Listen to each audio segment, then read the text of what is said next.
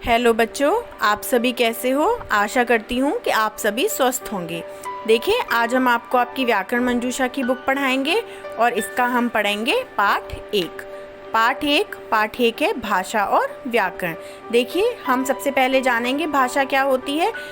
हम पूरे दिन, यानी कि जब हम सुबह उठते हैं और रात को सोते हैं, तो हम पूरे दिन जिस बोली का यूज़ करते हैं, यानी कि हम जो भी बात करते हैं, वही आपस का जो वार्तालाप होता है वह भाषा कहलाती है। देखिए, आप पाठ को पढ़ेंगे। हम सुबह को उठने से लेकर रात को सोने तक भाषा का प्रयोग करते हैं। भाषा के द्वारा हम अपनी बात या अपने विचार को बोलकर, लिखकर या संकेत करके पहुंचाते हैं। देखिए, जब हम किसी सामने वाले को बताते हैं कोई भी बात, तो या तो हम बोलेंगे, या हम लिखकर, या हम संकेत करके उसे बताते हैं, तथा सुनकर, पढ़कर या देखकर दूसरों के विचारों को समझ भी लेते हैं। आपकी कक्षा में आपकी अध्यापिका जब आपको पढ़ाती है, तब आप उनकी बात सुनते हैं, ब्लैक बोर्ड पर लिखी चीज़ को पढ़ते हैं और उसको देखते भी हैं, तो उनकी बात को आप समझते हैं। इसे ही हम भाषा कहते हैं। देखिए, यहाँ पर एक चित्र दे रखा है। चित्र में बच्चे बैठे हुए हैं और अध्यापिका हैं। अध्यापिका बोलकर समझा रही हैं क्या, कि हिंदी हमारी राष्ट्रभाषा है।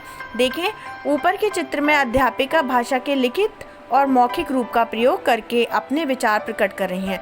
लिखित यानी उन्होंने ब्लैक बोर्ड पर लिखा, और मौखिक वो मुख से बोलकर बता रही हैं। बीच बीच में विभिन्न संकेतों के माध्यम से बच्चों को कुछ निर्देश भी दे रही हैं। इस प्रकार भाषा के 3 रूप हो सकते हैं। भाषा के 3 रूप कौन से होते हैं? देखिए, पहला होता है मौखिक भाषा। जब हम अपने विचार मुख से बोलकर प्रकट करते हैं तो उसे मौखिक भाषा कहते हैं। देखिए, जब हम सामने वाले को कोई भी बात बताते हैं अपने मुंह से बोलकर, तो वह भाषा मौखिक भाषा कहलाती है। मौखिक रूप भाषा का मूल रूप है। देखिए, यहाँ पर एक अध्यापक है और बच्चों को मुंह से बोलकर समझा रहे हैं कि 15 अगस्त के दिन हमारा देश आज़ाद हुआ था। आप देखिए अगला पेज। दूसरा है लिखित भाषा। लिखित भाषा, जब हम अपने विचार लिखकर प्रकट करते हैं तो उसे लिखित भाषा कहते हैं। पढ़ने और लिखने के लिए हम लिखित भाषा का प्रयोग करते हैं। आपने देखा होगा, अध्यापक कक्षा में ब्लैक बोर्ड का यूज़ करती हैं और ब्लैक बोर्ड पर जब लिखती हैं तो लिखकर आपको उसे पढ़कर समझाती हैं, तो वहाँ पर लिखित भाषा का उपयोग होता है। जिस चीज़ को हम लिखकर समझते हैं वही हमारी लिखित भाषा है। आप देखें, तीसरा है सांकेतिक भाषा।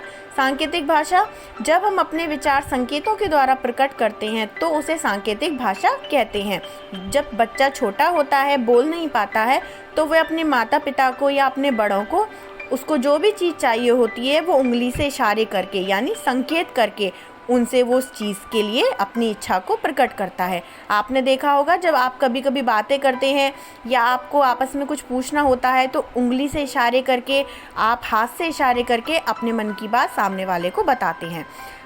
आगे पढ़ेंगे। हमारे देश में कई भाषाएं बोली जाती हैं। देखिए कौन कौन सी? हिंदी, उर्दू, पंजाबी, मराठी, तमिल, बंगला, मलयालम आदि। प्रत्येक भाषा के लिखने की विधि या ढंग अलग अलग होता है। सब भाषाएं अलग तरीके से लिखी जाती हैं और सबकी विधि अलग अलग होती है।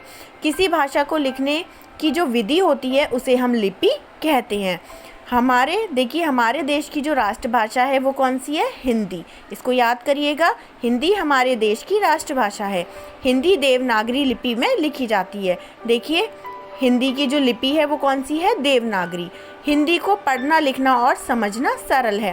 प्रत्येक वर्ष 14 सितंबर को हिंदी दिवस मनाया जाता है। जैसे आपका स्वतंत्रता दिवस, गणतंत्र दिवस, गांधी जयंती मनाए जाते हैं अपनी अपनी डेट पर, उसी तरह हिंदी दिवस मनाया जाता है प्रत्येक वर्ष 14 सितंबर को।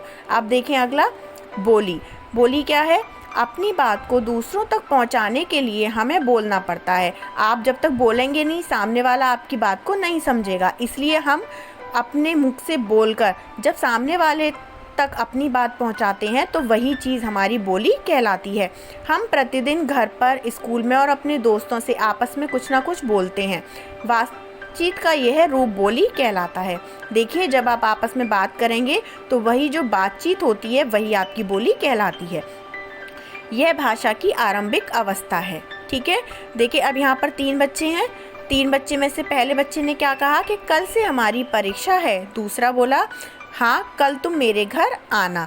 और तीसरे ने क्या कहा? फिर हम तीनों मिलकर स्कूल चलेंगे। ये जो तीनों आपस में जो बात कर रहे हैं यही बोली है।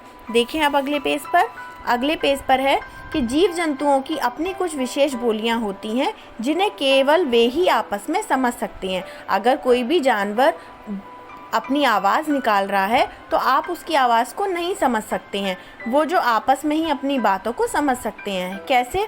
जैसे बिल्ली म्याऊं म्याऊं बोलती है, अब एक बिल्ली म्याऊं म्याऊं करेगी तो दूसरी बिल्ली उसकी म्याऊं म्याऊं को समझ जाएगी, लेकिन आप नहीं समझ सकते। देखें, कौए की बोली क्या है? काँव काँव। कुत्ते की भौं भौं। मुर्गा कुकड़ूकू करता है। शेर क्या करता है? गुर्र। और मेंढक करता है टर टर। अब देखें व्याकरण क्या होता है? हम भाषा को शुद्ध बोलना और लिखना चाहते हैं, ठीक है। जो हमारी लैंग्वेज होती है, जो हमारी भाषा होती है, उसे हम शुद्ध और बोलना और लिखना चाहते हैं। इसके लिए भाषा के नियम जानना आवश्यक है। अब भाषा को आप किस तरह से लिखेंगे, तो उसके जो नियम होते हैं उनको आपको जानना बहुत आवश्यक है। व्याकरण भाषा के नियम बनाता है। हिंदी भाषा के जो नियम बनते हैं वो व्याकरण बनाता है। उन्हें जानकर ही हम भाषा को शुद्ध बोलना और लिखना सीख पाते हैं। देखिए, जब हम व्याकरण के नियमों को जानेंगे तो हमारी जो भाषा होती है उसी के माध्यम से हम उसको शुद्ध बोलना और लिखना सीख पाते हैं।